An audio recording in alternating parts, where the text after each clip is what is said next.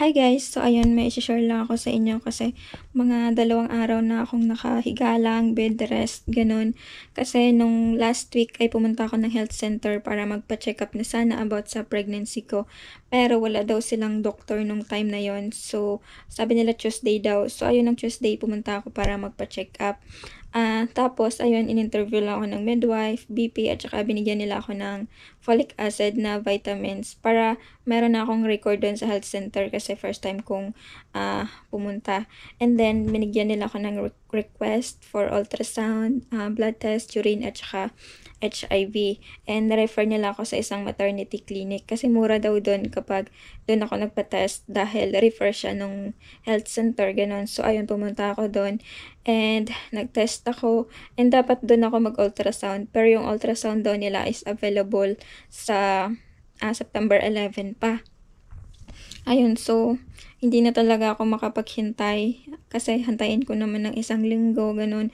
So yung ginawa ko after ng mga test ko ay pumunta ako sa isang clinic kung saan pwede ako mag-ultrasound. Parang semi-private siya pero hindi ko na talaga iniisip yung gastos. Yung importante sa akin is makapag-ultrasound na ako para malaman ko kung gano'n na siya katagal and kung healthy lang yung pagbubuntis ko, ganun. So ayun, pumunta ako doon and nag-test ako ng ultrasound.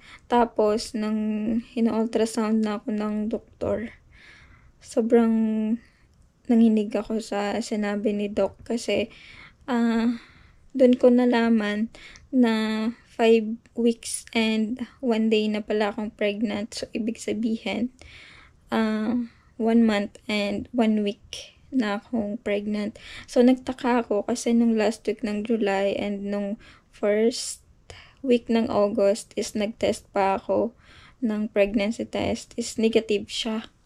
So, ayun, parang wala lang sa akin kasi yung test ko is negative naman siya pero pregnant na pala ako nun. Kaya parang nagtaka ako na bakit nag-negative ako kasi parang may ramdaman ako na symptoms nun. Yung lagi kang ihi, nangangaling puson mo kasi pag buntis ka, lagi ka talaga ihi ng ihi. Ganon. So, ayun.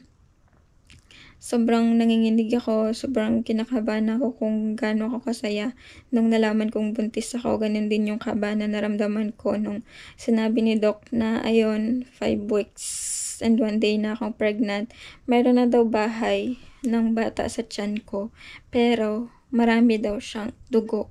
So, parang nasa threatened miscarriage daw ako, ganun.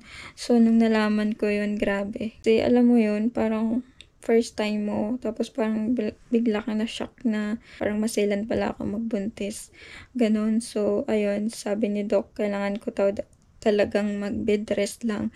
Kailangan nakahiga lang ako for 1 week. Naresetahan niya agad ako ng vitamins and gamot pang pakapit sa baby. Ganon. Para, ayun, maging okay siya. And I'm hoping and praying talaga na sana maging okay lang yung baby ko. My gosh, ang hirap pala na ganitong sitwasyon, guys. As in. So, ayan, ito yung ultrasound ko, guys. Meron na siyang bahay ng baby, pero meron lang siyang mga dugo, ganyan. So, yan yung sabi ng OB.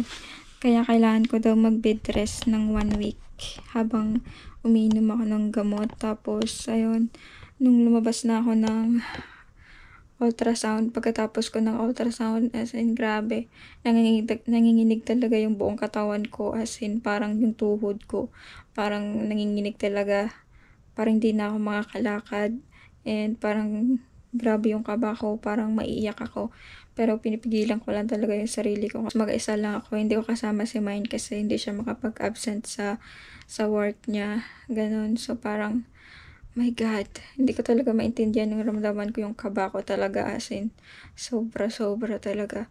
Parang hindi ako makapaniwala na ganun yung akala ko okay lang yung pagbubuntis ko kasi wala naman akong naramdaman na sakit or anything na ika-worry ko. Parang wala naman. Yung gusto ko lang malaman is makapag-ultrasound ako para malaman ko kung gaano na siya katagal and kung healthy ba siya yung pagbubuntis ko. So, ayun, nung nalaman ko yun, sobrang thankful ako kasi nagpa-check up ako ng maaga and nagpa-ultrasound ako ng maaga. Sobrang thankful ako and proud sa sarili ko kasi maraming nagsasabi sa akin na may mga experience na mas okay daw kapag magpa-check up ako kapag nasa 2 buwan na. Alam mo yun, yung naka-form na talaga yung baby sa tiyan mo, yung magpa-ultrasound ka. Kasi yung iba daw nagpa-ultrasound lang naman sila kapag yung mga baby gender reveal na, parang gano'n na. Pero ako hindi talaga ako nakakampante. Gusto ko talaga malaman kung healthy lang siya, gano'n. As in, siguro, yun yung tinatawag na mother instinct ka, kahit na wala pa yung baby, kahit na hindi ka pa ganap na nanay, pero parang nararamdaman mo na. Parang ganun yun. Basta sinunod ko talaga kung ano yung nasa puso ko, kung ano nasa isip ko, ganun kung anong tama para sa akin. Yan talaga yung sinunod ko, kaya sobrang thankful ako at ah, proud talaga ako sa sarili ko kasi hindi pa huli. Parang kumbaga hindi pa huli ang lahat. And sana sobrang nagpe-pray talaga ako na masasave ko pa siya. Kasi ayun, basta sobrang hirap talaga. Sana lahat na lang ng nagbubuntis hindi maselan. Hindi ko in-expect na ganun. Maselan pala akong magbuntis. Ganun. So, ayun, dapat nakahiga lang daw ako for 1 week and then balik ulit ako dun sa OB para mag-ultrasound ulit.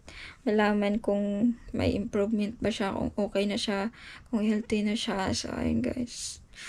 Sobrang kinakabahan talaga ako pero pinipilit ko talaga maging strong. Yung hindi ako ma-stress para maging okay siya. Ganun. Kasi, hirap talaga.